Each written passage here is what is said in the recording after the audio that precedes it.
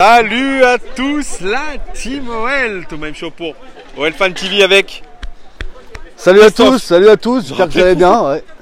Christophe. La dernière fois que tu es passé sur cette chaîne, il y a eu un déchaînement de haine contre toi, en disant mais qu'est-ce qu'il raconte le mec et tout. T'étais costaud, hein. C'était quand? C'était pour le début de saison, avant les matchs amicaux là. On s'était vu sur les quais à Saint-Jean, place du Change. T'étais dans un état. T'étais surexcité. Bon alors, comment ça va, Christophe? Ça va. Bah tu m'as calmé. Non, bah, je suis encore surexcité. Voilà, bon, c'est bon ça. C'est pour ça qu'on t'aime bien, c'est que t'es un surexcité. Non mais Nabil, donc Nabil Fekir, oui, bah il est parti. Hein. Ouais. C'était engueulé, enfin pas engueulé, mais j'avais dit que j'étais déçu qu'il parte. Ouais. Là, il nous manque bien. Enfin bon, passons. Alors, comment t'as vécu ce début de saison de l'OL, toi? Bah, comment de dire, ton œil de supporter.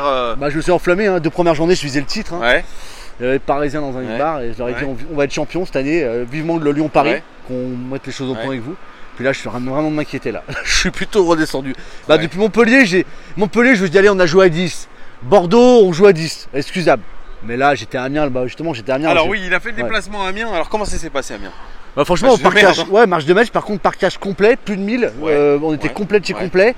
Beaucoup de gens qui venaient du département de Amiens, quoi, de la région 80, qui envoyaient avec leur voiture, qui venaient supporter l'OL. Donc l'OL s'exporte. C'est bien de voir ça, parce qu'il y a beaucoup de gens qui venaient de la région, qui supportaient l'OL avec les couleurs, tout ça. Bah, un beau match, sauf qu'on a serré les dents jusqu'à la fin. Enfin, bon, moi j'étais à 2-1, j'étais content, mais bon, ce match il m'a fait penser au Offenheim l'année dernière. C'est quand on mène au score, on se prend un but à la 91e, 92e. Alors, en plus par Bonnemer et par l'autre là, l'ancien Lyonnais là, putain j'étais fou. À chaque fois les anciens. Et d'ailleurs Jallet aurait dit un membre du staff de l'Olympique Lyonnais. Putain, on a l'impression qu'on a couru plus que vous. C'est ce qu'il a dit, Jallet. Et il a dit, les gars, vous avez joué comme des sénateurs. C'est encore une fois un problème de mentalité dans ce club qui n'arrive pas à être changé. Silvinho, c'est sûr. Pourtant, il arrive avec la poigne, avec l'envie de donner sa grinta, mais ça marche pas. Bah ouais, c'est ça qui est inquiétant. Ouais, là, je suis inquiet parce que je me dis, il n'y arrive pas. Et le problème, c'est qu'il n'a pas beaucoup de solutions. Quand j'ai vu enfin bon, je sais pas si c'est vrai, mais Memphis qui apparemment devait peut-être partir à la Roma, il était d'accord. Oui, il a refusé de partir. Il a refusé de partir et l'OL était plutôt ouvert sur les négociations. Faut qu'il arrête. Preuve que le club n'est pas forcément enclin à garder Memphis Depay. Alors Hervé Penaud qui a écrit l'article disait qu'il était considéré comme quelqu'un qui avait le boulard, le globe. Mais ce qui est vrai, ce qui est foncièrement vrai, je pense que Memphis Depay, il joue quand il veut. Toi tu l'avais dit. Après le match contre Barcelone, merci et au revoir Memphis. Tu l'avais dit, hein? Ouais, j'avais dit ciao. Ciao Memphis. Pourtant, il a des stats, c'est lui qui provoque le penalty quand même contre le Zénith. Il fait que ça du match. Il provoque le penalty, il le marque. Mais à part ça, son match il est dégueulasse de chez dégueulasse. Tu vois, c'est. Je l'écoutais, le Zénith, je l'écoutais à la radio à deuxième mi-temps et c'est vrai que sur RMC, même Franck Leboeuf, il disait ça, il disait que ça fait 12 ans, même 12 ans. L'OL joue à chaque fois pareil. Ils jouent par intermittence, choisissent leur match. Les mecs comme ça change rien en fait. Que Genesio soit parti. Bruno il est loin, mais bon, des fois je me dis on jouait peut-être plus offensif avec Bruno. Hein. On jouait plus offensif. Mais bon, on prenait plus de buts, on avait moins de. Ouais, alors tu vois, c'est du pari au même au final. Ouais, c'est ça. C'est du pari au même, sauf qu'on. Eh bien, on kiffe moins, ça c'est vrai, parce qu'à l'époque, quand on disait Genesio aussi, mais effectivement, il y avait de la folie offensive quand même. Il y avait un petit peu. Pas sur tous les matchs, bien sûr. Tu l'as vécu comment, toi, le Zénith, là, Saint-Pétersbourg? T'as vu le match? Non, j'ai écouté la radio à 18 ans. Mais en tout cas, c'était très décevant, apparemment. Les commentaires, c'était dommage. Hein. Dommage, parce que bon, on se prend un but, on revient. Début de deuxième mi-temps, on aurait pu aller plus loin. Mais bon, il manque quelque chose. C'est dommage. Et puis les changements tardifs, je sais pas, il y a apparemment, on fait des changements très tardifs. Enfin, Terrier par exemple, il aurait peut-être pu apporter au bout de la 60e, 65e. Pourquoi il fait des changements si tardifs? Justement, on se posait la question. Est-ce qu'il n'arrive pas à s'adapter à la situation? Parce que lui aussi c'est un jeune coach. C'est ça, il n'y a pas beaucoup d'expérience. C'était son premier match de Ligue des Champions quand même en tant que coach. Quand même. Il n'a pas beaucoup d'expérience, Silvinho. Et puis il parle pas français. Alors c'est Domenech, il a tweeté ça pour faire polémique. Bon Raymond, hein, tu arrêtes. C'est la polémique qui sert à rien. Non mais c'est vrai. Bon après Raymond dit des choses des fois positives. Hein, son club surtout, c'est un gone de chez Gone. Hein, Raymond. Mais bon là-dessus ça va pas avancer grand chose. Je pense qu'il fait. Voilà, ils sont tous étrangers, ils parlent anglais. Il va vite apprendre. Je crois qu'il y a un mec qui bosse, il va vite apprendre les français. Julinho, je pense dans 2 mois de Silvinho il parle français. Hein. Alors moi tu parles de Silvinho. J'ai eu quelques infos. J'ai eu quelques infos en interne. Je vous en parlerai dans une prochaine vidéo de, pour l'instant, comment est perçu Silvinho dans le groupe. En tout cas, ce qui est sûr, c'est qu'apparemment certains joueurs appliquent trop à la lettre les consignes du coach et c'est pour ça que ça les bride.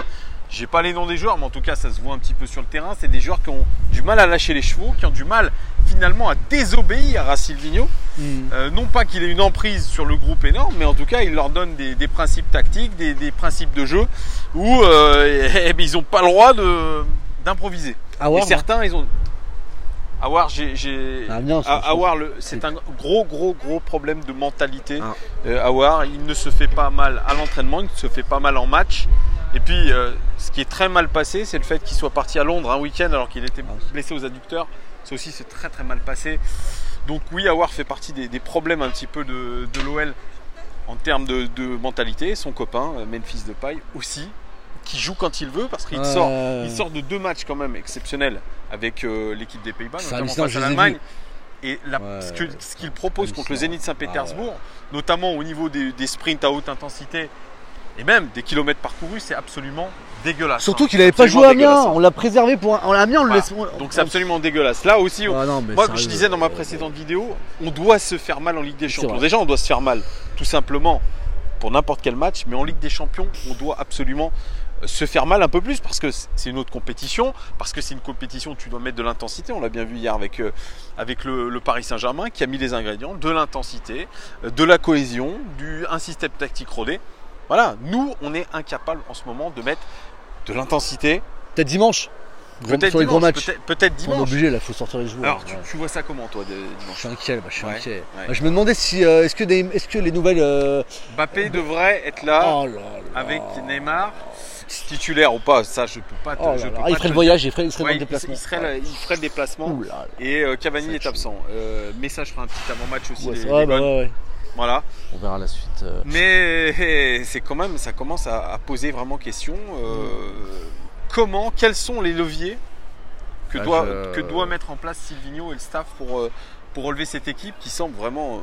Moi je dis solution, c'est peut-être pas tout de suite, mais un mec comme Cherki, Ryan Cherki, qui met des buts. Un mec de 16 ans, tu sais que bien, notamment en termes de physique. En une ligue, ils ont gagné 4-2 les jeunes et il a mis un but exceptionnel encore. J'ai vu qu'il a fait 18 dribbles réussis dans le match. Exceptionnel le match. Non, mais oui, c'est quelqu'un qui a beaucoup de talent. C'est quelqu'un qui fait pas toujours aussi les bons choix. Il est jeune. Oui, le style. Les décisions sur le terrain, il prend pas toujours. C'est un feu follet. Mais est-ce qu'on prendrait le risque de le griller? Je dis je vois pas de solution là. Il a 16 ans le gamin. Hein. Franchement, l'intensité de la Youth League et de la National 2, c'est pas la même que celle du championnat et de la Ligue des Champions. Donc attention. Si on le cramait, c'est quelqu'un qui a un physique d'un gamin de 16 ans quand même, 17 ans. Après, franchement, regardez à Amiens, on mène 2-1, on perd 1-0, on mène 2 buts rapidement. Enfin, on mène 2-1 vraiment quand on veut jouer, on joue, il y a la place. Il n'y avait rien en face à Amiens, il n'y avait rien. Jallet peut dire ce qu'il veut, mais ils ont joué les fanfarons tout le match. On va pas parler de ça. En tout cas, voilà que je suis devant à l'antenne avec tes auditeurs. Thomas, je t'annonce que j'ai fait le déplacement à Brest. Voilà. C'est des beaux déplacements. C'était ça que tu voulais Ouais, c'était ça, bien sûr. Faut les supporter, les gars. Et oui, moi je vais à Brest. C'est le plus gros déplacement que tu peux faire. Wow. EasyJet, EasyJet, il fait un direct. Ah oui, c'est ça. Combien t'as payé ça? 60 € aller-retour? Non, l'aller. Après, je repars par Paris, je reviens par Paris. Waouh, je repasse en train, je repars en train. Et c'est quand tu nous donnes un peu la date? C'est mercredi 19h. Mercredi prochain. C'est le mercredi prochain, d'accord, à 19h. Je le dis pas de oui, d'accord. Autant faire un trip. En ce moment, on joue tous les 3 jours. Et ensuite, il y a quoi? Il y a Leipzig qui arrive. Leipzig le 2 octobre, le mardi 2 octobre à Leipzig. Déplacement 20 h de bus si vous voulez y aller. 40 h aller-retour. Toi, tu vas pas le faire, c'est ce que tu me disais. Je pourrais pas. Celui-là, je pourrais pas parce que 20 h. Ouais, n'empêche qu'on a un calendrier qui est complexe quand même. Hein. Je me dis, Paris Saint-Germain qui arrive, on a Brest derrière où il va on a Nantes le samedi. On fait Brest, après on a samedi, on reçoit Nantes à 13h30. Ça c'est leur. Ils ont fait une horaire. Et ensuite, après Ligue des Champions. Leipzig le mardi. C'est pour ça qu'ils l'ont mis samedi à 13h30. Ensuite mardi Leipzig. Ils ont fait une série. On fait 4 victoires. Et surtout que Leipzig vient de gagner Lisbonne. Donc je me dis c'est le départ. Ça va être dur, il faudra prendre les points, il faudra absolument. Et bref, je me méfie de ce déplacement, c'est des matchs traquenards là-bas. Pareil, c'est un vrai traquenard, c'est des vrais fous là-bas. C'est un véritable traquenard, hein. C'est un promu, ils vont rien lâcher non plus. Ça commence à être un peu inquiétant pour l'Olympique Lyonnais, on verra le résultat contre Paris. Peut-être que, miracle, mais vu la prestation des Parisiens contre le Real Madrid, ça va être compliqué. Hein. On a des joueurs. D'accord. Regarde, 3 jours avant, Strasbourg, ils font 0-0, ils jouent pas. Ouais. Et là, Paris vont mettre la surmultiplier hein, si Mbappé revient. Ouais, quelle équipe surtout pour l'Olympique Lyonnais? Ça aussi, j'en parlerai dans l'avant-match. Toi, tu vois quelle équipe contre le PSG? Tu vois des changements? Ouais, moi j'aimerais bien un mec comme Carrier. Titulaire? Ouais. Titulaire. Et puis, enfin, après, le problème, c'est que tu. Alors, oui, il y a une question que je me pose. À la radio, il y a Traoré qui sort, le public siffle, et il y a l'autre Cornet qui rentre. Alors, le public a sifflé pour la sortie de Traoré ou pour l'entrée de Cornet? Non, le public a très applaudi Maxwell Cornet. Il a sifflé. Une partie du public a sifflé Bertrand Traoré qui n'a pas été bon du tout. Pourtant, Bertrand Traoré, c'est peut-être l'une des seules satisfactions du début de saison lyonnais. D'accord, ouais. Mais sur le match de Ligue des Champions, c'est absolument catastrophique, c'est grotesque. C'est une parodie de ce que ne sait pas faire Bertrand Traoré. Donc c'est pour ça qu'on a été tous très déçus. Mais voilà, le match contre Paris, quelle stratégie va choisir Silvinho? C'est une question que lui sûrement doit se poser, de choisir les meilleurs. Est-ce qu'on garde Lucas Touzard en sentinelle? Est-ce qu'on replace Thiago Mendes qui devrait... Je ne sais pas s'il est suspendu encore, ou il devrait peut-être revenir. Koné et Mendes, je crois, reviennent pour ce match. Ouais. Koné qui a été plutôt pas mal. Est-ce qu'on autorise les latéraux à monter? Il y a de lourdes questions que doit se poser Silvinho. Comment essayer de redonner un petit peu de la confiance à cette équipe? Certes, nous n'avons pas perdu les derniers matchs, mais ce sont des contre-performances. Nous gagnons plus. Ça fait 4 matchs que nous gagnons plus. On n'a pas gagné un match à 11 contre 11. À Monaco, on finit à 10. Monaco, il finit à 10. Et Angers aussi. Hein. Angers, non, c'était 11 contre 11 qu'on gagne. Ah oui, c'est 11 contre 11, c'était 11 contre 10 à Monaco. Mais c'est toujours une question d'envie, c'est une question de collectif, parce que je ne sais pas si tu as vu la sortie de Juninho, qui a dit que pour l'instant, cette équipe n'était pas un collectif, qu'il ne prenait pas de plaisir à jouer ensemble, et que autant les joueurs que le staff devaient être humbles, faire preuve d'humilité. Ça te rappelle Bruno Genesio quand il parlait en conférence de presse d'humilité. Alors il paraît que justement en conférence de presse, Silvinho il est un petit peu évasif. Hein. Bruno parlait beaucoup plus, était beaucoup plus communicant. Lui, il veut emmener les journalistes où il veut les emmener. Hein. Oui, c'est ça. Il fait on pouvait critiquer Bruno, je sais que beaucoup de personnes l'ont critiqué, pas moi. J'ai toujours été fidèle à ce Bruno, je le resterai. Voilà. Et je pense que même là, il doit se dire pourquoi on rappelle pas Rémi Garde? Enfin, moi j'aimais mieux l'OL avec. Non, mais Rémi Garde, il se vient de. Non, mais Silvinho, c'est bien beau, on s'enflammait. Il virer de Montréal. Je sais bien, mais il cherche un club. Non, tout de suite. Et est-ce que, moi, ce que je voulais savoir, c'est que je me pose la question, vous, auditeurs, internautes.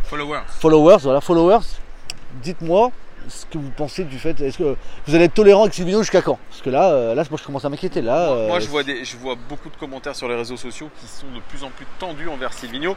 On nous avait vendu quelqu'un de militaire, quelqu'un qui allait mettre un peu la pointe sur les joueurs. L'Ancelotti. Apparemment, de ce que j'ai compris, de ce que j'ai appris, Silvinho est beaucoup trop gentil avec certains joueurs. Avec le Memphis, il le met titulaire alors que Dembélé il est sur le banc. Il met quasiment 5 matchs à mettre Oussem Aouar sur le banc. Il ne le fait pas rentrer, c'est une sanction, tout simplement. Voilà.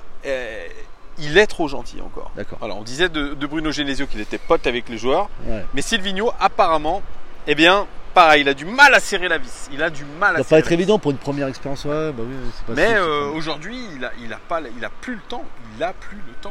Silvinho, il doit déjà avoir des résultats. Hein. C'est indispensable parce que à ce rythme-là, il ne passera pas l'automne, notre ami. Hein, tu penses, toi? Ouais, puisque Jean-Michel Aulas a dit dans Le Parisien qu'il y aurait déjà une analyse après 10 matchs, comme il l'avait dit. Ouais, s'il y aurait une analyse déjà de voir comment l'équipe a joué, comment les supporters. C'est rare qu'il revienne en automne. Je pensais peut-être l'hiver. Ah oui, non, mais c'est peut-être. Si ça commence à devenir. Bien sûr, mais il a raison, il faut. Hein. Bon, en tout cas, on va aller. Voilà, donc Brest, je me suis dit, autant faire un déplacement. Après, j'ai pas su les faire, je pense que je vais calmer un petit peu le jeu. Ouais. Mais là, Brest, je me suis dit, allez, c'est parti. C'est le plus gros. De Lyon, en partant de Lyon, c'est le plus gros déplacement. On peut pas aller plus loin. Et voilà. Donc voilà, je pars pour 2 jours. Tu nous raconteras un petit peu ce Carrément. Merci en tout cas, notre ami Christophe. Merci à vous. Hein. Dites-nous les gars en commentaire ce que vous pensez de ce qu'a raconté notre ami Christophe, hein, toujours aussi chaleureux. En tout cas, rendez-vous à vous dans les déplacements. N'hésitez pas à venir. Si un jour vous vous posez la question, abonnez-vous à OL Sympathisant. Les places à l'extérieur, c'est 10 €. Bon, c'est cool. C'est 10 €. Sauf à Paris où les Parisiens ils prennent 40. Bien sûr, ils prennent 40. Mais ce sera 10 € les places à Brest, donc c'est plutôt cool et l'ambiance est vraiment chaleureuse. Voilà. Merci Christophe, les gones, on vous dit à très bientôt, Salut. à très très vite. Il y aura l'avant-match du Paris Saint-Germain. Peut-être que j'irai au match contre le PSG, c'est pas encore sûr, puisque je suis d'enterrement de vie de garçon.